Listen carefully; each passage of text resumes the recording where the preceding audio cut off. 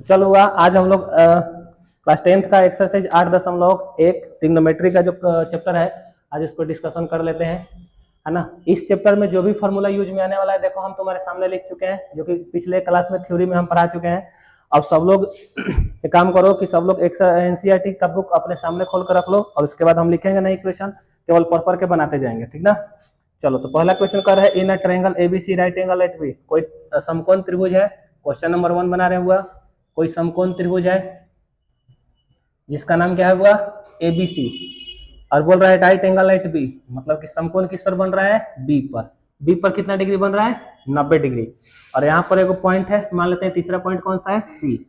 कोई triangle ABC लेने के लिए बोल रहा है जिसमें बी पर कितना डिग्री बन रहा है हुआ 90 डिग्री, है ना। चलो आगे बोल रहा है कि ए बी बराबर 24, ए बी किधर गया, ए बी, ये वाला कितना है हुआ 24 सेंटीमीटर, है ना। अच्छा आगे बोल रहा है बीसी बराबर 7, बीसी बराबर कितना दिया है 7 सेंटीमीटर, है ना। तो पूछ रहा है डिटरमाइन, मतलब ज्ञात करना है, क्या क्या निकालना है बुआ। पहला में बोल रहा है sign A cos A sign C cos सी, है ना। पहला में क्या बोला है, साइन ए, फिर बोला है कॉस ए, दूसरा में क्या बोला है साइन सी, फिर कॉस सी, यही 4 वैल्यूज निकालना है। तो ध्यान से देखो, यानी सब लोग ऊपर देखेंगे, ध्यान से देखेंगे हुआ। मान लेते हैं कि इस राइट एंगल ट्रायंगल में किसी भी एंगल को, मैंने मान लो सी पर जो एंगल बना इसको मान लिया मैंने, ये समथिंग थीटा होगा, कुछ भी होगा। तो जैसे इस पर एंगल बनेगा, यानी कि अगर मैं पॉइंट सी के लिए बात करूं, एंगल सी के लिए बात करूं, तो ये आधार कहलाएगा, और यह क्या कहलाएगा हुआ लंब कहलाएगा। यह आधार कहलाएगा और ये लंब कहलाएगा। अच्छा ये क्या कहलाएगा हुआ कर्ण, यानी हाइपोटेन्यूज एच कहलाएगा ना, ये क्या कहलाएगा एच कहलाएगा। अगर यह कोण के लिए बात करूं, कोण सी के लिए बात करूं, तो यह आधार, यह लंब और वो कर्ण। मान लेते हैं थोड़ी देर के लिए मैंने अब इस एंगल के लिए बात ना करके इस वाले एंगल के लिए बात करी, मतलब किस कोण के लिए, एक के लिए। तो ये क्या, इस बार ये आधार कहलाएगा, ये वाला लंब लंब लंब कहलाएगा, और ये वाला क्या कहलाएगा कर्ण। तो तुमने क्या देखा, चाहे इसकी बात करो चाहे इसकी बात करो, क्या ये हमेशा कर्ण रहेगा, है ना। ये लंब और आधार आपस में चेंज होते रहेंगे, है ना। तो एक बात बताओ, कर्ण का फॉर्मूला तुम जानते हो ना क्या होता है, लंब स्क्वायर यानी p square plus b square, याद होना चाहिए। एच का formula under root p square plus b square होता है। अगर याद नहीं है तो पिछला क्लास वाला कॉपी खोल कर देख लेना, उसमें 3 का फॉर्मूला लिखवाए थे, कौन कौन। एगो एच बराबर क्या लिखवाए थे हुआ p square plus b square, एगो पी का फॉर्मूला लिखवाए थे under root h square minus b square. अच्छा तीसरा कौन सा लिखवाए थे, बी का फॉर्मूला अंडर रूट, जल्दी बोलो, H square minus p square, यही लिखवाए थे ना। तो आज मुझे एच की जरूरत है, तो क्या मैं एच वाला फॉर्मूला यूज कर लूं, बोलो जल्दी। अच्छा तुम किसी को फिलहाल में लंब बोल लो, किसी को आधार बोल लो, कोई दिक्कत नहीं है ना। तो बोलो पी किसको मान लू, किसी को बोलो फिलहाल में 7 को मान लो। चलो तो पी के जगह पे 7 रखोगे तो 7 की 7 का स्क्वायर 49, डायरेक्ट लिखो चलेगा। अच्छा बी के बदले कितना भर रहा हूँ 24, और 24 का स्क्वायर 576 है ना। अच्छा दोनों को ऐड करो तो 9 और 6 15, 7 4 11 1 12, क्या ये 625 आएगा। 625 बोले तो 25, 625 का स्क्वायर रूट कितना होता हुआ 25, मतलब कर्ण कितना आ गया 25। क्या ये हर हाल में h 25 रहेगा हुआ, क्या ये बदलने वाला है, कभी नहीं। कौन कौन बदलेगा, ये वाला और ये वाला, कभी ये P तो ये B, कभी ये P तो ये B बन जाएगा। बोलो समझ में आया। अच्छा फिलहाल में किस एंगल के लिए बात करना है हुआ, ए के लिए। किसके लिए बात करना है, ए के लिए, मतलब इस वाले एंगल के लिए बात करना है, इस वाले एंगल के लिए। तो जब मैं इस वाले एंगल के लिए बात करूंगा तो क्या ये वाला आधार बनेगा, यानी कि B बनेगा, और ये वाला क्या बन जाएगा P, और वो हमेशा H रहेगा। बोलो समझ में आया। तो साइन थीटा का फॉर्मूला क्या होता है, वहां से देख के बोलो, P बटा H, क्या होता है हुआ P बटा H। तो A के लिए P कितना है 7 और H कितना है 25, तो क्या इसका आंसर 7 बटा 25 आ गया हुआ। अच्छा cos A का फॉर्मूला वहां से देख के बोलो B बटा H, तो B के बदले कितना भर दूं 24, और H के बदले कितना भर दूं 25। बोलो कोई दिक्कत किसी को। तो क्या एंगल A के लिए, मतलब इस वाले एंगल के लिए ये वाला आधार और ये वाला लंब बनेगा। चलो ये तो हो गया। अब किसके लिए बात करना है हुआ, C के लिए, मतलब ऊपर वाला कि नीचे वाला, नीचे वाला। तो नीचे वाले के लिए बात करेंगे तो ये P बन जाएगा कि ये B बन जाएगा, क्या ये आधार यानी बेस यानी B बन जाएगा, और ये P यानी परपेंडिकुलर यानी कि लंब बन जाएगा। बोलो कोई दिक्कत। साइन थीटा का फॉर्मूला तो वही होगा P बटा H, और कॉस थीटा का फॉर्मूला B बटा H। अच्छा P बोले इस सिचुएशन में तो कितना है 24, अच्छा h कितना है बउआ 25, बोलो कोई दिक्कत। अच्छा b कितना है, b है 7 और h कितना है 25। क्या मैंने चारों का मान निकाल लिया। तो बस इस क्वेश्चन में यही जानने को चाहता था क्वेश्चन वाला कि क्या तुम्हें आधार और लंब की नॉलेज है कि नहीं है ना। तो क्या हम लोग इस बात को अच्छे से समझ गए कि जिस पर एंगल बनेगा वो आधार और जो बच गया वो लंब। कोई दिक्कत किसी को। चलो अब अपना नेक्स्ट क्वेश्चन देखते हैं एनसीईआरटी का क्वेश्चन नंबर 2। चलो बोल रहा है इन फिगर 8.13 मतलब जो बगल में फिगर दिया गया है उसी के लिए बात कर रहा है और बोल रहा है tan p minus cot r का मान क्या था। सबसे पहले देखो बगल वाला फिगर एक बार हम बोर्ड पे बना दे रहे हैं, ठीक ना। बगल वाला फिगर देखो कैसे बना रखा है, कुछ इस तरह से एक राइट एंगल ट्रायंगल ड्रॉ किया है।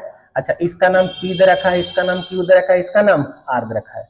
अच्छा p से q की लंबाई है 12 सेंटीमीटर, अब p से r की लंबाई है 13 सेंटीमीटर, है ना। यहाँ पर कितना डिग्री बना रहा है 90 डिग्री। तो पूछने वाले ने क्या पूछा है मुझसे कि tan p के वैल्यू में से cot r के वैल्यू को घटा लिया जाए तो क्या आएगा। क्वेश्चन समझ में आया। तो सबसे पहले तो भूल जाओ, उसको भूल जाओ, जो पूछा है वो भूल जाओ। पहले एक बात बताओ, मान लो अगर मैं r के लिए बात करूं तो क्या ये आधार बनेगा और ये क्या बनेगा लंब बनेगा। तुम किसी भी एंगल r या p दोनों के लिए मान लो, है ना। क्योंकि मेरे पास इसका लेंथ नहीं है, किसी भी एंगल को मान करके एक फॉर्मूला लगा लो। मान लिया मैं किसके लिए बात कर रहा हूँ r के लिए, किसके लिए बात करूंगा r के लिए बात करूंगा। तो क्या ये आधार बन जाएगा, ये लंब बन जाएगा और ये क्या बन जाएगा h बन जाएगा। तो देखो हुआ अगर जब मैं r के लिए बात कर रहा हूं तो मेरे पास p उपलब्ध है h उपलब्ध है, क्या मेरे पास b उपलब्ध है क्या नहीं। जब b नहीं है तो क्या मैं h का फॉर्मूला लगाऊं कि p का, h का कि p का, ना h का ना p का, b का। क्योंकि मेरे पास b नहीं है ना, जो नहीं है उसी का तो फॉर्मूला लगाएंगे। मैंने भुलवाने के लिए पूछा कि h का कि p का। चल हुआ तो b का फॉर्मूला क्या कहता है under root h square minus p square, यही कहता है ना। बोलूंगा h के बदले कितना भर दूं 13, 13 का स्क्वायर 169, p बोले तो 12, 12 का स्क्वायर 144। अच्छा 169 में से 144 गया आएगा 25, 25 का स्क्वायर रूट कितना आया हुआ 5, बोले तो b का मान कितना आ गया 5। b गया भाड़ में, ये 5 कौन आया है 5 हुआ इसकी लेंथ आई है, मतलब नीचे वाले साइड की लेंथ कितनी आ गई 5 यूनिट, कितनी आ गई हुआ 5 यूनिट। तो इस सबको हटा के डायरेक्ट 5 भर दूं, बोलो जल्दी किसी को कोई दिक्कत। चलो मैं इन्हें इसको हटा के इसकी लेंथ कितनी भर दी 5 सेंटीमीटर। चलो अब थोड़ी देर के लिए अब इस पे आ जाते हैं। अच्छा एक बार मुझे p के लिए निकालना है मान, और एक बार r के लिए, है ना। तो सबसे पहले p के लिए ही बात कर लो। जब मैं इस वाले एंगल के लिए बात करूंगा, इस वाले एंगल के लिए, तो क्या ये b बन जाएगा यानी आधार बन जाएगा और ये क्या कहलाएगा p कहलाएगा। क्या ये बदलेगा क्या, ये तो हर हाल में रहेगा। चल हुआ तो सबसे पहले मैं निकाल रहा हूं tan p, tan p बोलो तो इसका फॉर्मूला कितना होता है tan थीटा का हुआ p बटा b यानी लंब बटे आधार, क्या होता है हुआ लंब बटे आधार। तो p बटा b लिख लूं, p बटा b। तो बोलूंगा p कितना है मेरे पास यानी लंब कितना है 5 और आधार कितना है 12, मतलब कि tan p का मान कितना आ गया हुआ 5 बटा 12। कोई दिक्कत किसी को। अच्छा अब अगली बार किसका मान निकालना होगा cot r। तो एक बात बताओ इस बार मुझे p वाले एंगल के लिए बात करनी होगी कि r के लिए, r के लिए, क्योंकि क्वेश्चन वाले ने r दिया है। तो जब मैं r के लिए बात करूंगा तो ये बेस कहलाएगा यानी आधार कहलाएगा, जिस पे एंगल बने वो वाला आधार, तो ये आधार कहलाएगा यानी b कहलाएगा। अच्छा जो बच गया वो परपेंडिकुलर यानी कि p कहलाएगा। तो इस वाले एंगल r के लिए क्या ये परपेंडिकुलर बन गया और ये आधार बन गया, बोलो कोई दिक्कत। तो कॉट थीटा का फॉर्मूला बोलूंगा आधार बटे लंब यानी b बटे p, यही ना b बटे p। बोल b के बदले कितना भर दूं 5 और p के बदले कितना भर दूं 12। कोई दिक्कत किसी को। इसका भी मान कितना आ गया 5 बटे 12। क्या मुझे जिसकी जरूरत थी मैंने दोनों निकाल लिया। चलो अब मुझसे पूछा क्या गया है tan p minus cot r। तो tan p के बदले कितना भर दो 5 बटा 12 और cot r के बदले कितना भर दो 5 बटा 12। 5 बटा 12 में से 5 बटा 12 गया 0। बोल किसी को कोई दिक्कत, जल्दी नोट करो। क्वेश्चन नंबर 3 पे चलते हैं। चल बुआ क्वेश्चन नंबर 3 देखते हैं अपने क्वेश्चन एनसीईआरटी का। क्वेश्चन नंबर 3 क्या बोल रहा है कि यदि साइन ए का मान 3/4 हो, क्या पूछ रहा है हुआ साइन ए का मान कितना दे रखा है 3/4। तो पूछ रहा है कैलकुलेट कॉस एंड टेन, मतलब कि कॉस ए का मान चाहिए उसको और टेन ए का मान चाहिए। बोलो समझ में आया। कितने का वैल्यू पूछ रहा है 2 का, 1 का दे के 2 का पूछ रहा है। तो पिछली क्लासेस में मैंने इस तरह के क्वेश्चन बनवाए हैं। मैंने बोला था कि जो भी दिया रहे उसका फॉर्मूला उसके सामने लिख दिया करो। तो कौन किसका मान दिया है साइन का कि कॉस का कि टेन का, तो साइन का फॉर्मूला लिखो एक बार। साइन का फॉर्मूला कितना होता है? P बटा H। इसका मतलब ये होता है कि P और H के रेशियो में P कितना दे रखा है और H कितना दे रखा है? बोलूंगा 3 गो चाबी होता है अपने पास, एगो P, एगो B, एगो H। तो इसमें P और H है, अपने पास तीसरी चाबी नहीं है ना। तीसरी चाबी कौन होती है? B। B ना, P और H है अपने पास, क्या नहीं है? B। तो क्या सबसे पहले मुझे B निकाल लेना चाहिए। तो सबसे पहले B का फॉर्मूला लगा। B कितना है हुआ? H square minus P square. अगर याद नहीं है तो देखो वो नीचे वाला फॉर्मूला, बोलूंगा H के बदले कितना भर दूं? 4। 4 का स्क्वायर 16। P के बदले 3 का स्क्वायर 16 में से 9 हो गया 7। क्या B का 1/7 आ गया? अब देखूंगा क्या मेरे पास P भी हो गया, B भी हो गया, H भी हो गया, तीनों आ गया मेरे पास। अब मर्जी चाहे जो मेरे से पूछ लो। तो पूछने वाले ने मुझसे क्या पूछा है? पहले का cos A। तो cos A का फॉर्मूला क्या होता है? B बटा H। B बटा H। तो बोलूंगा B के बदले कितना भरूं? √7। और H के बदले कितना भरूं? 4। तो कितना माना गया? √7/4। बोलूंगा दूसरा नंबर पे क्या पूछा गया है? tan A। tan A का फॉर्मूला होता है P बटा B। बोलूंगा P के बदले कितना भर दूं? 3। और B के बदले कितना भर दूं? √7। तो क्या मैंने 3 बटा √7 भर दिया? कोई दिक्कत किसी को? अच्छा मान लो मेरे से कॉट भी पूछा होता तो मैं B बटा P लिख के निकाल लेता, कोई भी पूछा होता निकाल लेता। चलो कोई दिक्कत किसी को इसमें? चलो नेक्स्ट क्वेश्चन की तरफ, 4 की तरफ चलो। चौथा नंबर क्वेश्चन बोल रहा है कि given 15 cot A equal to 8, यानी कि 15 cot A का मान कितना दे रखा है हुआ? 8 दे रखा है। तो पूछने वाले ने मुझसे क्या पूछा है कि साइन A का मान और सेक A का मान, यही पूछा है ना। चलो साइन A बराबर का हुई और सेक A बराबर का हुई। चलो सबसे पहले ध्यान से देखो, तुम बोलोगे कि सर यहाँ पर तो साइन के मल्टीप्लाई में कुछ भी नहीं था, यहाँ पर तो दे रखा है। मैं बोलूंगा देखो दे जरूर रखा है, लेकिन ये तुम्हारी आंखों का धोखा है। ये तुरंत इसको डिवाइड मारो तो कॉट ए का मान कितना आ जाएगा? जल्दी बोलो। 8/15। अब तनिक ध्यान से देखो, क्या उसी की तरह नहीं हो गया? तो यहाँ पर साइन दिया था तो मैंने साइन का फॉर्मूला लिखा, यहाँ पर कौन दिया है? कॉट। तो क्या मैं कॉट का फॉर्मूला लिखूंगा? तो कॉट का फॉर्मूला बोलूंगा कहाँ गया? B बटा P। B बटा P। बोल मेरे पास क्या नहीं है? B और P दो गो चाबी दे रखा है, H नहीं दे रखा है। तो H का फॉर्मूला नीचे वाला कि बीच वाला? ऊपर वाला। तो H का लगाओ फॉर्मूला। H का फॉर्मूला क्या कहता है? √P² plus B²। ध्यान से देखूंगा B और P के रेशियो में B का वैल्यू 8 है और P का वैल्यू 15 है। तो बोलूंगा P के बदले कितना भर दूं? 15। तो 15 का स्क्वायर 225। B के बदले 8, 8 का स्क्वायर 64। अगर दोनों को जोड़ोगे तो कितना आएगा? 269 आएगा ना। 4 को 5 को 9 6 2 सॉरी 289 आएगा, सॉरी 289। और कितना आ गया? 2। तो 289 का स्क्वायर रूट 17। बोले तो H का मान कितना आ गया? 17।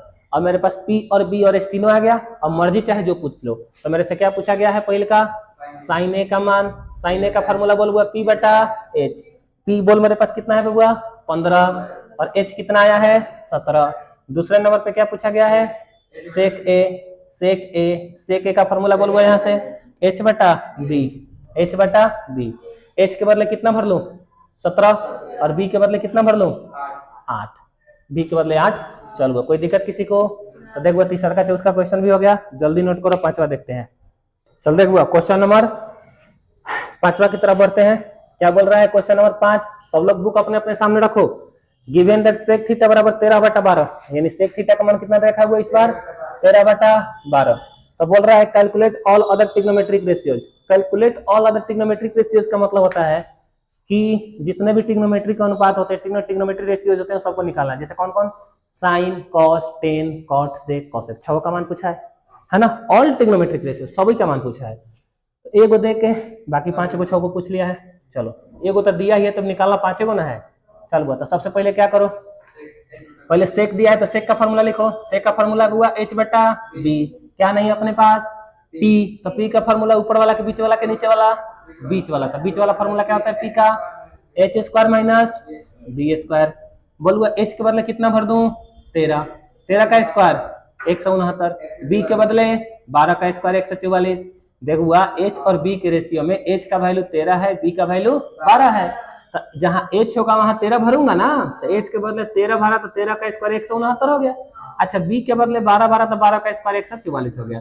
दोनों को घटा लो, 169 में 144 गया, 25 आएगा। 25 का स्क्वायर रूट 5। बोले तो P का मान, बोलो कोई दिक्कत? चलो 5 6 पूछा है ना। चलो लाइन से निकाल लेते हैं। पहला कौन होता है? Sin theta. साइन थीटा का फॉर्मूला। अच्छा दूसरा होता है कॉस थीटा। तीसरा होता है tan थीटा, चौथा होता है cot थीटा, पांचवा होता है sec थीटा। दिया है, निकालने की जरूरत नहीं है। तो कौन बच गया? cosec theta. अच्छा sec दिया है तो उसको क्यों निकालेंगे भाई? तुम्हारा मन है तो लिख लो इसी लिस्ट में, देख के छाप देना।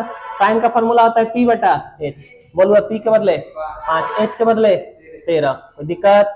b बटा h, b के बदले 12, h के बदले 13, 5 थोड़ी 13, 10 के बदले p बटा b। बोलो p का मान 5 और b का मान 12, 5 बटा 12। कॉट का मान b बटा p, b के बदले 12 और p के बदले 5। अच्छा कॉसे का मान था h बटा p।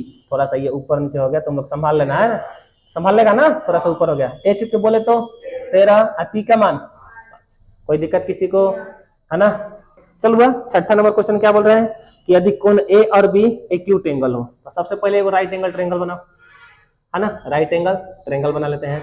अच्छा राइट एंगल ट्रायंगल में ये वाला मान लेते हैं ये a है और ये क्या हुआ? b है, और इस पॉइंट को क्या मान लेते हैं? c। अगर यहाँ पर 90 डिग्री बन रहा है तो यह जो बनेगा 90 से कम बनेगा कि 90 से ज्यादा? 90 से कम ही बनेगा ना, क्योंकि तीनों को जोड़ने पर 180 आने वाला है। तो हाई अकेला ही 90 है, तो हाई दोनों मिल के 90 होगा ना।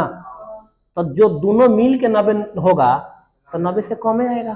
तो 90 से कम होता है उसी को तो एक्यूट एंगल यानी कि न्यून कोण कहते हैं। नहीं आया समझ में? तो ये ए और बी दोनों मिलके एक्यूट एंगल कहलाएंगे। बोलो समझ में आया? है ना। दोनों मिलके नहीं, ए अकेले एक्यूट एंगल है और बी अकेले एक्यूट एंगल है।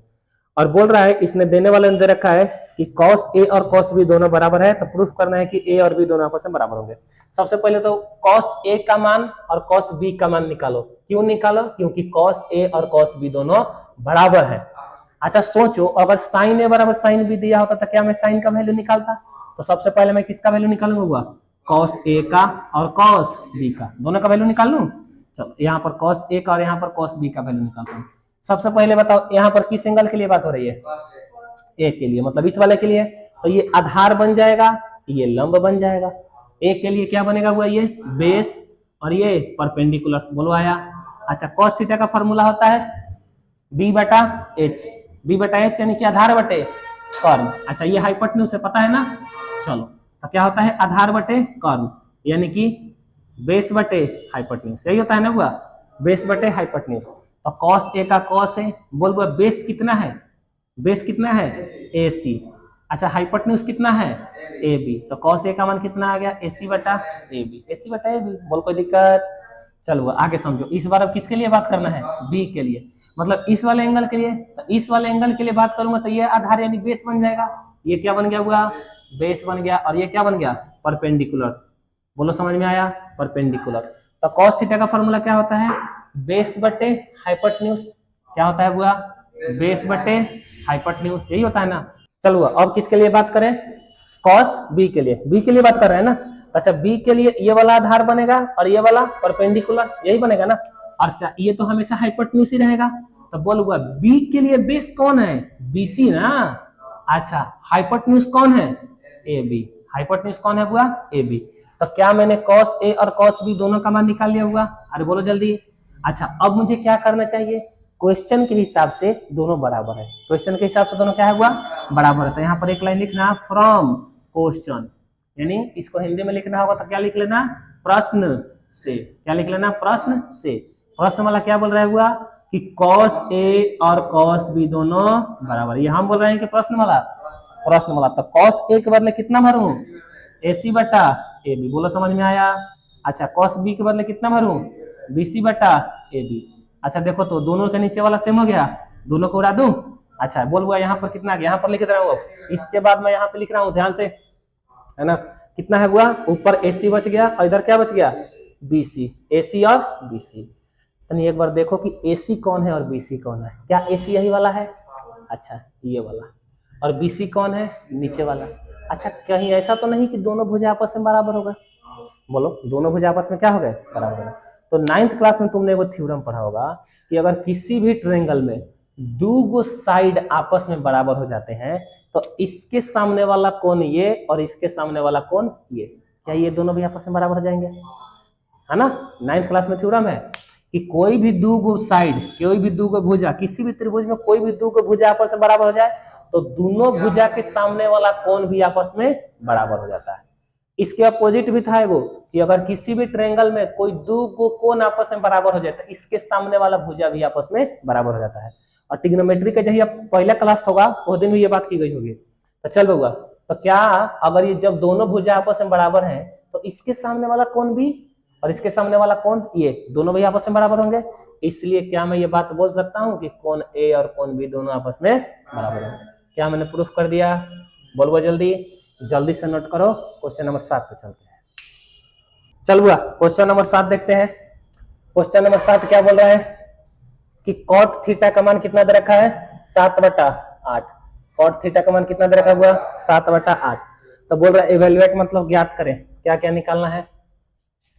पहला क्वेश्चन क्या बोल रहा है कि 1 plus sine theta into 1 minus sine theta, नीचे कितना दे रखा है? 1 प्लस कॉस थीटा और 1 माइनस कॉस थीटा का मान क्या होगा। दूसरा नंबर क्वेश्चन पूछ रहा है कॉट स्क्वायर थीटा का मान क्या होगा। पहली बात कि दूसरा क्वेश्चन पहले अगर कर लिया जाए, कॉट थीटा का मान दिया है, कॉट स्क्वायर थीटा पूछा है, तो पहले एक बात बता, कॉट थीटा का मान कितना है? तो कॉट थीटा के बदले 7/8 भर लूं। अच्छा, इसके माथे पर 2 है तो माथे पर 2 कर लूं। अच्छा, 7 का स्क्वायर 49, बटा में 8 का स्क्वायर, पहले दूसरा का तो बन गया। अब किस पे आते हैं? पहले का पे। चलो, तो एक बात बताओ, कॉट थीटा का मान दिया है तो कॉट का फॉर्मूला लिखूं कि tan का? कॉट का फॉर्मूला क्या होता है? b/t। क्या मेरे पास b और p के रेशियो में b 7 और p 8 है? क्या नहीं है मेरे पास? h नहीं है तो h लगाऊं। तो h का फॉर्मूला कौन होता है? √p² प्लस, बोलो आया, p के बदले कितना भर दूं? 8 का स्क्वायर, b के बदले कितना भर दूं? 49, 64 को 49 को देखो, 9 4 13, 6 4 10, 1 11, क्या √113 आ जाएगा हुआ। h कितना आ गया मेरे पास? 113, √113। अच्छा देखो, क्वेश्चन में मुझे किसकी किसकी जरूरत है? एगो साइन की जरूरत पड़ेगी और एगो कॉस की जरूरत पड़ेगी। बोलो, समझ में आया? चलो, अगर तुम समझदार हो तो थोड़ा सा एक काम कर ले, यहाँ पे एक काम कर ले। चलो चलो, एक काम करो, ए को थोड़ा देर के लिए ए बोल दो और साइन को थोड़ा देर के लिए बी बोल दो, है ना। उसको क्या बोल लो? ए, और इसको क्या बोल लो? बी। तो ये तुरंत बोल उठेगा, फिर तो हम भी ए बन गए और ये भी बोल उठेगा, हम भी बी बन गए। तो ये बन जाएगा a प्लस बी और वो क्या बन जाएगा? a minus b. अच्छा, a प्लस बी और a माइनस बी, ध्यान से आया? ये अलजेब्रा का फॉर्मूला है a² माइनस b²। कहने का मतलब एक बार पहले वाले का स्क्वायर और एक बार दूसरे वाले का स्क्वायर और बीच में माइनस। तो ध्यान से देखो, क्या मैं एक बार 1 का स्क्वायर 1 लिख दूं, एक बार दूसरा का स्क्वायर साइन का स्क्वायर साइन स्क्वायर थीटा। अच्छा, बीच में क्या डाल दूं? माइनस। बोलो, समझ में आया? वही वाला नीचे देखो, जैसे ऊपर वाला में जो इसमें लिखा था वही उसमें लिखा था, एक जगह प्लस था एक जगह माइनस था। तो एक बार पहिलका का स्क्वायर एक बार दूसरा का, वही ना, बीच में क्या लगा है? माइनस। इसमें भी देखो, जो इस डब्बा में है वही वाला इस डब्बा में है, एक जगह प्लस एक जगह माइनस। क्या एक बार पहिलका का स्क्वायर एक बार दूसरा का, तो 1 का स्क्वायर 1 और cos का स्क्वायर cos स्क्वायर थीटा, बीच में माइनस। अब ध्यान से देखो, अब जब मैं इस क्वेश्चन को हल करूंगा तो मुझे साइन की जरूरत पड़ेगी और cos की, इसी यही जरूरत पड़ेगी ना। तो चल हुआ, पहले मैं क्या कर रहा हूँ? साइन थीटा का मान निकाल रहा हूँ एक बार। क्यों साइन का मान निकाल रहा हूँ? क्योंकि मुझे साइन की जरूरत है। साइन का फॉर्मूला होता है p बटा, बोलूँ p के बदले 8 और h के बदले √113, यही आएगा ना। अच्छा, अगला cos थीटा, cos थीटा का फॉर्मूला हुआ b/h। मैं cos थीटा का मान क्यों निकाल रहा हूँ? क्योंकि मुझे cos की जरूरत है। अच्छा सोचो, अगर मुझे tan की जरूरत होती तो क्या मैं tan निकाल लेता? तो बोल b के बदले कितना भर दूं? 7 और h के बदले √113। चलो रख दो, 1 का 1, साइन के बदले कितना भरूं? 8/√113। अच्छा, ये साइन का मान है कि साइन स्क्वायर का? साइन का। अच्छा, मुझे साइन लिखना है कि साइन स्क्वायर? तो क्या मैं इसका स्क्वायर बोल दूं? इसके माथे पर 2 है तो इसके ही माथे पर 2। चलो, 1 का 1, कॉस के बदले 7/√113, 7/√113, इसके भी माथे पर कितना? 2, 1 का 1। अच्छा बोलो, 8 का स्क्वायर 64 और नीचे √113 का स्क्वायर खाली 113, नीचे आ जाए 1 का 1, 7 का स्क्वायर 49 और √113 का 113। बोलो, समझ में आया? चलो, अब यहाँ पर आ जाए, संभाल लेगा। 113 एकम 113, 113 में से 64 गया, कैसे लिखा मैंने? 113 में 1 से गुना किया तो 113, कितना कम करो? 64, नीचे कितना बच जाएगा? 113। अच्छा, 113 एकम फिर से 113, कितना घटाना है 49, और बटा में 113, 113 से 113 उड़ा दो पहले, बोलो समझ में आया। अच्छा 113 में से 64 गया, 13 में से 4 गया 9, यहाँ पर 10 बचा, 10 में से 6 गया 4, 49 आ रहा है हुआ, देख लो ध्यान से, 59 बोल रहे हो तुम। 13 में से 4 गया 9, और यहाँ पर 10 बचेगा ना, 10 में से 6 गया 4। अच्छा 113 में से 49 गया 64 आएगा, 13 में से 9 गया 4, और 10 में से 4 गया 6, तो कितना आ गया 49/64। बोलो समझ में आया, कोई दिक्कत? अगर यही क्वेश्चन हम लोग लास्ट चैप्टर में पढ़े होते ना तो फॉर्मूला से डायरेक्ट निकाल सकते थे, है ना। वैसे दोनों का आंसर सेम आया है ना, चलो कोई बात नहीं। तो एक काम करो, जल्दी से नोट करो, क्वेश्चन नंबर हम लोग 8 पे चलते हैं। चल हुआ, क्वेश्चन नंबर 8 देखते हैं। क्वेश्चन नंबर 8 क्या दे रखा है कि 3 cot a बराबर 4, 3 cot a बराबर 4 है।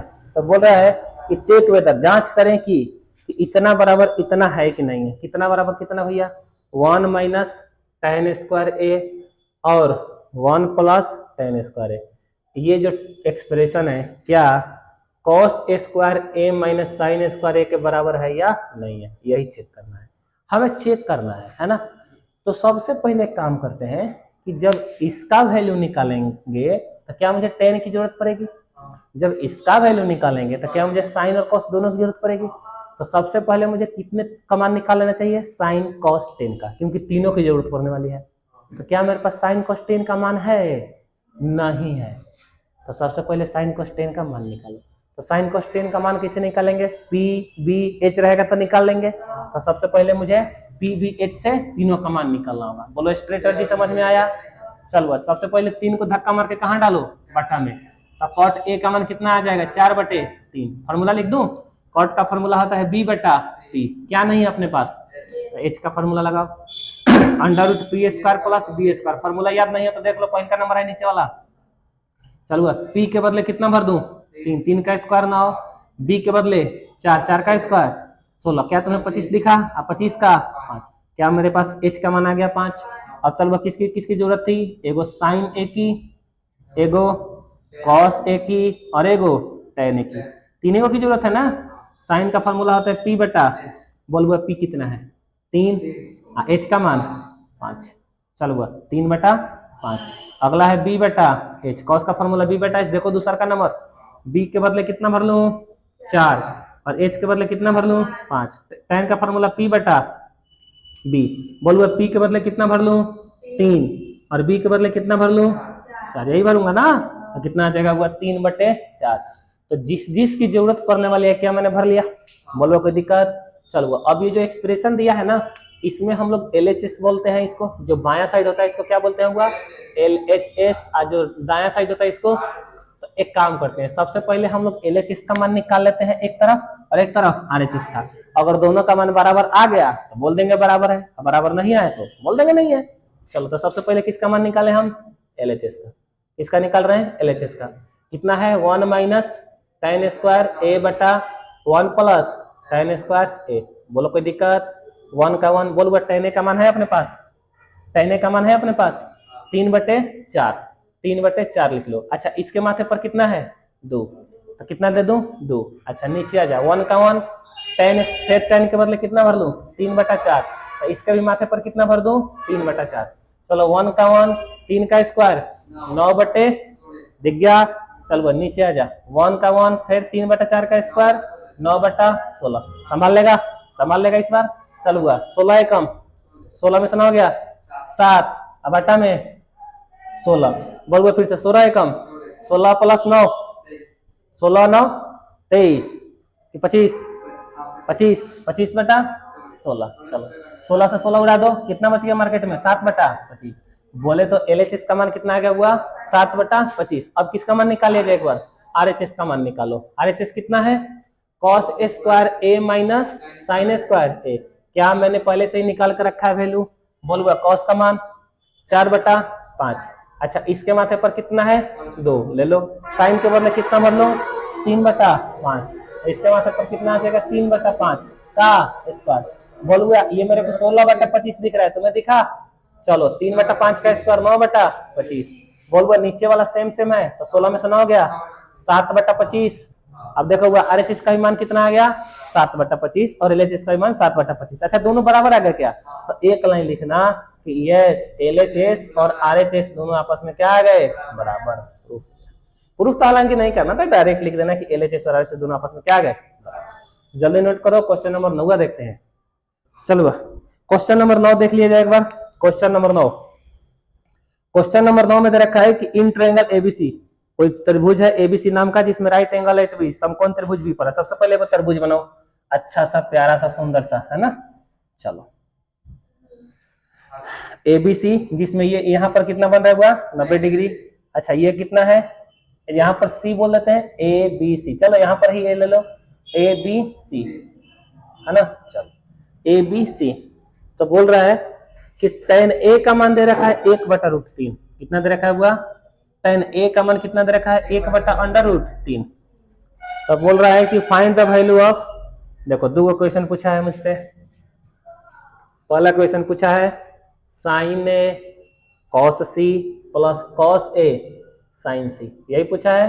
अच्छा दूसरा नंबर क्वेश्चन पूछा है cos A cos C minus sign A sign सी, यही वाला क्वेश्चन पूछा। चलो ध्यान से देखो, आराम आराम से करके बना लिया जाए।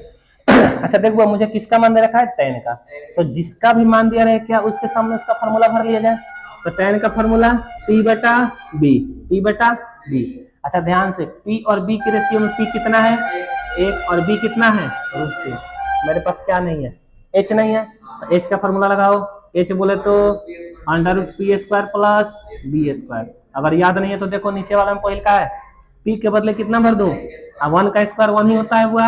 अच्छा B के बदले कितना भर लूं √3, और √3 का स्क्वायर खाली 3।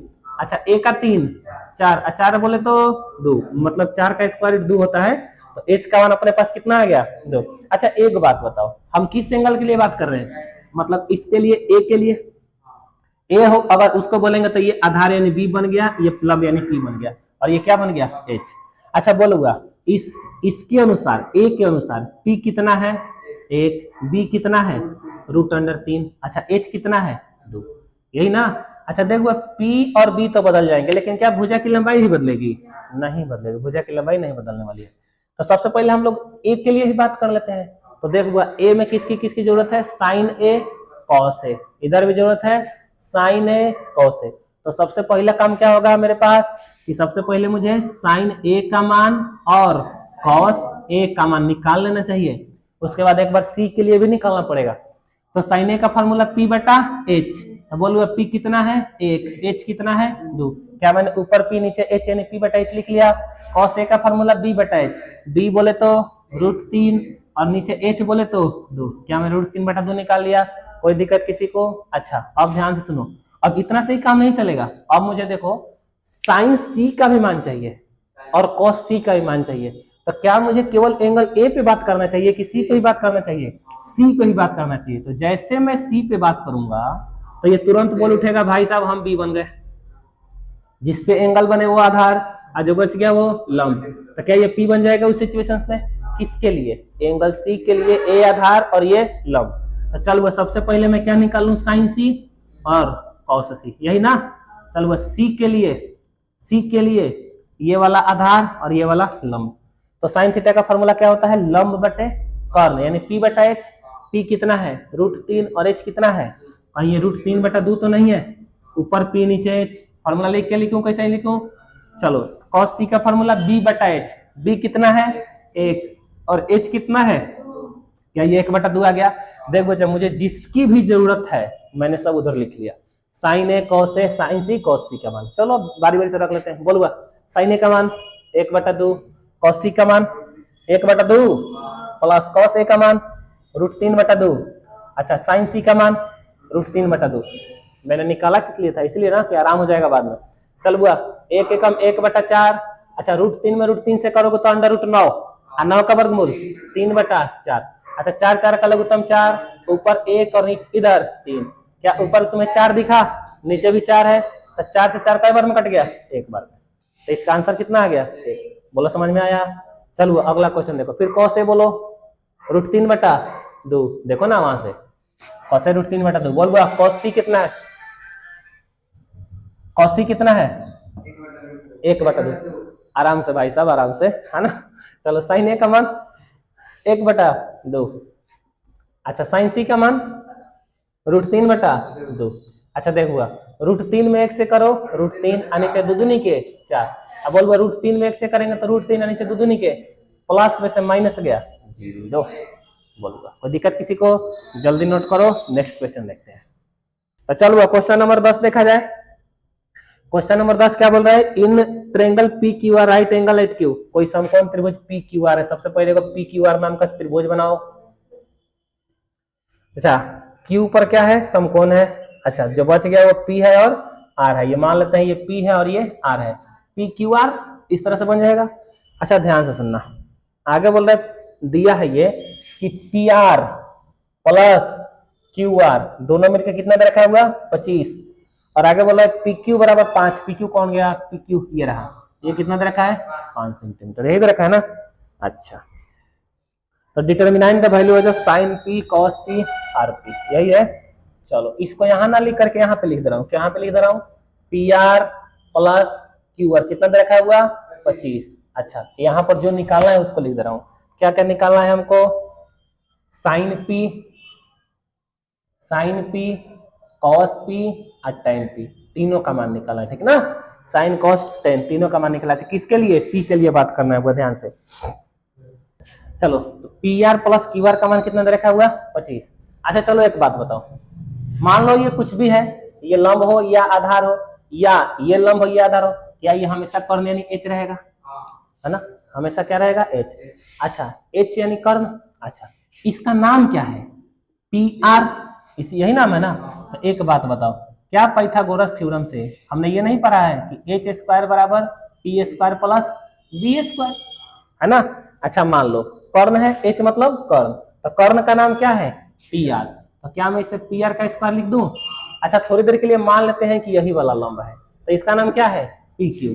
तो क्या मैं इसको पी क्यू का स्क्वायर लिख दूं? अच्छा बगल में कौन है? बी। अगर ये लंब बोले हो तो यही आधार बनेगा यानी बी बनेगा। तो बी कौन है? Q R. तो क्या मैं इसे क्यू आर का स्क्वायर लिख लूं? बोलो जल्दी। तो अगर मुझे जरूरत पड़ा तो पी आर स्क्वायर के बदले P Q square plus Q R square लिख लूंगा। समझ में आया कि कर्ण का स्क्वायर यानी पी आर का स्क्वायर बराबर लंब का स्क्वायर यानी पी क्यू का स्क्वायर प्लस आधार का स्क्वायर यानी क्यू आर का स्क्वायर। कर्ण स्क्वायर बराबर लंब स्क्वायर प्लस आधार स्क्वायर के फॉर्मूला से मैंने लिखा है। चलो अच्छा ये तो गिवन है, ये क्वेश्चन वाला ने क्या किया हुआ दिया है। तो एक काम करते हैं, पी आर का मान मेरे पास है। किसका मान है? पी आर का। तो एक काम करते हैं पी आर को अकेले कर लेते हैं। मैंने पी आर को अकेले क्यों किया? क्योंकि मुझे मेरे पास इसका मान पड़ा है। अब प्लस तक क्यू आर को उधर भगा लू। चलो यहाँ पर मार्केट में कितना बच गया? पी आर उधर कितना है 25। अब प्लस का क्यू आर उधर गया तो माइनस का क्यू आर। अब अगर तुम ध्यान से देखो तो क्या मेरे पास पी आर का मान है कि पी आर स्क्वायर का? मतलब इसका स्क्वायर करना पड़ेगा तब तो पी आर स्क्वायर होगा। तो स्क्वायर एक तरफ होगा कि दोनों तरफ? तो मैंने क्या किया ऑन स्क्वायरिंग। हिंदी में क्या बोलेंगे हुआ वर्ग करने पर, चाहे दोनों तरफ वर्ग करने पर। तो वर्ग पी आर का करेंगे तो क्या ये पी आर स्क्वायर बनेगा। अच्छा इधर करेंगे तो दोनों का होल स्क्वायर बन जाएगा ना। किसका किसका 25 माइनस क्यू आर का होल स्क्वायर। चलो पी आर स्क्वायर देखो तो आ गया ना। मुझे यही की जरूरत है। पी आर स्क्वायर के बदले क्या मैं P Q square plus Q R square भर लूं? कितना भर लिया मैंने? P Q square plus Q R square. बोलो कोई दिक्कत किसी को? अच्छा ये देखो a माइनस बी के होल स्क्वायर पर टूट रहा है। तो a माइनस बी का होल स्क्वायर क्या कहता है? एक बार पहिलका के स्क्वायर एक बार दूसरा का, दोनों में 2 से गुना। तो 25 का स्क्वायर 625। अच्छा क्यू आर का स्क्वायर अच्छा दोनों में गुना करो। तो 25 में क्यू आर से करेगा तो 25 को क्यू आर। अच्छा इनमें कैसे गुना? 2 से। 2ab होता है ना 2ab। अच्छा प्लस हो तो प्लस और माइनस हो तो माइनस। बोलोगे चलेगा। अच्छा क्यू आर स्क्वायर से क्यू आर स्क्वायर ले गया मैं, है ना। चलो अच्छा पी क्यू स्क्वायर बचा, यहाँ पर क्या बचा हुआ? P Q. अच्छा देखो ना कहीं ऐसा तो नहीं कि पी क्यू का मान तुमको दे रखा है 5, तो पी क्यू के बदले कितना भर रहा हूँ? तो 5 भरूं कि 5 का स्क्वायर? तो 5 का स्क्वायर कितना हो जाएगा? बोलो समझ में आया? देखो यहाँ पर पी क्यू लिखा है, पी क्यू का स्क्वायर, और पी क्यू का मान मेरे पास है। और ऐसा ऑफर छोड़ेंगे थोड़ी हम। पी क्यू का मान दे रखा और नहीं लिखे, इतने तो शरीफ नहीं है भाई हम। तो पी क्यू के बदले मैंने कितना भर लिया 5, और इसका स्क्वायर है तो 5 का स्क्वायर 25। यहाँ पर कितना आ गया? और माइनस का 25 दूनी के 50 गो क्यू आर, 50 गो क्यू आर। चल बस और आगे आ जा, थोड़ा सा और सोचते हैं थोड़ा सा।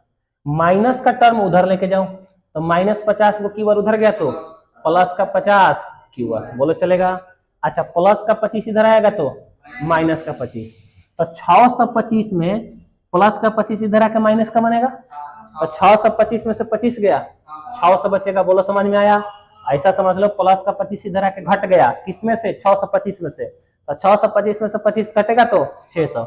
अच्छा लड्डू से लड्डू गोपाल, अब 12 बचे 60, कहीं ऐसा तो नहीं कि कहीं क्यू आर का मान 12 आ गया, बोलो क्यू आर का मान कितना आ गया हुआ। अच्छा क्यू आर है कौन, क्यू आर कौन है, ये है ना, क्यू आर कितना आ गया 12। अच्छा अब मुझे क्या निकालना है, एच ही निकालना है ना, एच ही निकालना है ना, अरे बोलो एच निकालना है। तो एच का फॉर्मूला तुमको ही पता है, p square plus b square होता है। बोलो पी के बदले कितना भर दो 5, 5 भरो चाहे 12 भरो, अगर तुम उसको पी मानोगे तो ये भी बन जाएगा, इसको भी मानोगे तो वो पी बन जाएगा। चलो पी के बदले मैंने कितना भर दिया 5, 5 का स्क्वायर 25, अब बी के बदले 12, 12 का स्क्वायर, क्या तुम्हें दोनों 169 दिखा, 169 का स्क्वायर रूट 13, तो बोलो एच का मान कितना आ गया 13। देख बुआ मेरे पास तीनों भुजाओं की लंबाई आ गई। अब मुझसे मर्जी चाहे जो पूछ लो, तो मुझसे क्या पूछा है, sin p cos p tan p, तो किसके लिए बात कर रहा है, पी के लिए, पी के लिए। जब पी के लिए बात करेगा तो ये बोलेगा भाई साहब हम तो बी हो गए, तो ये भी तुरंत बोलेगा हम भी पी हो गए। तो क्या मैंने पी बी और एच को डिफाइन कर लिया, तो चल बताओ साइन पी, साइन पी का फॉर्मूला क्या होता है, पी बटा एच, बोलो पी के बदले कितना भरूं 12 और एच के बदले कितना भरूं 13, बोलो 12 बटा 13 आया। अच्छा दूसरा नंबर पे कौन पूछ रहा है, कॉस पी, तो कॉस पी का फॉर्मूला होता है बी बटा एच, तो बी के बदले कितना भरूं 5 और एच के बदले 13, एच के बदले 13। चलो तीसरा कौन है, ten P, tan P, tan P, ten के बदले पी बटा बी, पी बोले तो 12, बी बोले तो क्या, मैंने तीनों निकाल लिया। जल्दी से नोट करो, लास्ट क्वेश्चन करते हैं। चलो क्वेश्चन नंबर 11 बनाने से पहले थोड़ा सा एक नोट करके लिखे हैं, इसको थोड़ा सा ध्यान से समझ लो। लिखा गया है कि range of sine theta and cos theta is -1 to 1। पहले ध्यान से समझ लो, रेंज का मतलब देखो आगे चल लिखोगे सीनियर क्लासेस में तो इसका मतलब और भी डीपली समझ में आएगा, फिलहाल में यहाँ पर जरूरत है तो लिख देते हैं। रेंज मतलब इतना समझ लो कि जो आंसर आता है ना हमारा क्वेश्चन बनाते समय वही रेंज होता है। क्या होता है हुआ रेंज, माने फिलहाल में क्या समझ लो आंसर। तो देख हुआ साइन थीटा और कॉस थीटा का जो आंसर होता है हमेशा -1 से 1 के बीच में आएगा। कहां से कहां तक आएगा, -1 से 1 के बीच में। अगर कोई कह रहा है ऐसा कि साइन थीटा का मान 5 है, कोई क्या कह रहा है हुआ साइन थीटा का मान 5 है, तो उसे मना कर दो कि ना भैया साइन थीटा का मान 5 नहीं हो सकता। काहे कि साइन थीटा का मैक्सिमम मान कितना होता है 1, मतलब 1 से ज्यादा जाइए नहीं करेगा, और कम से कम कितना होता है -1। और किसी ने क्या कह दिया कि साइन थीटा का मान कितना है 5, और बताओ साइन थीटा या कॉस थीटा का मान 1 से ज्यादा हो सकता है क्या। तो ये क्वेश्चन सही लिखा है कि क्वेश्चन गलत है, क्वेश्चन गलत है ना। अच्छा एक बात बताओ, अगर कोई बोल रहा है कि कॉस थीटा का मान लिखा है 5/2, कितना लिखा है 5/2, तो सबसे पहले तुम चेक करो कि कहीं ऐसा तो नहीं है कि इसका मान 1 से ज्यादा लिखा है। कैसे चेक करते हैं, अच्छा देखो रुपया कै गो है 5, कैसे चेक करते हैं, ऊपर वाले को रुपया मान लो और नीचे वाले को आदमी। तो देखो 5 गो रुपया है, कै आदमी बांटना है 2 आदमी में, तो 1 रुपया से ज्यादा मिलेगा कि 1 रुपया से कम, 1 रुपया से ज्यादा मिलेगा। इसका मतलब क्या हुआ कि यह जो एक्सप्रेशन लिखा हुआ है ये 1 से बड़का लिखा हुआ है। बोलो समझ में आया कि जो एक्सप्रेशन लिखा हुआ है 1 से बड़ा। देखो हमेशा हमेशा यही काम करना कि ऊपर वाले को रुपया मान लेना, नीचे वाले को आदमी। तो 5 रुपया को 2 आदमी में बांटोगे तो 1 रुपया से ज्यादा ही मिलेगा ना। तो बताओ कॉस थीटा या साइन थीटा दोनों का मान कभी भी 1 से ज्यादा हो सकता है क्या, नहीं। तो तुरंत इसको क्या कर दो, मना कर दो कि भैया तुमने क्वेश्चन ही गलत दे रखा है।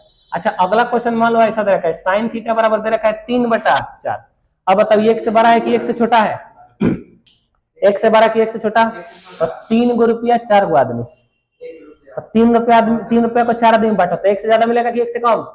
इसका मतलब ये 1 से कम लिखा है, तो क्या साइन थीटा का मान 3/4 हो सकता है, इसका मतलब यह सही लिखा है, नहीं आया।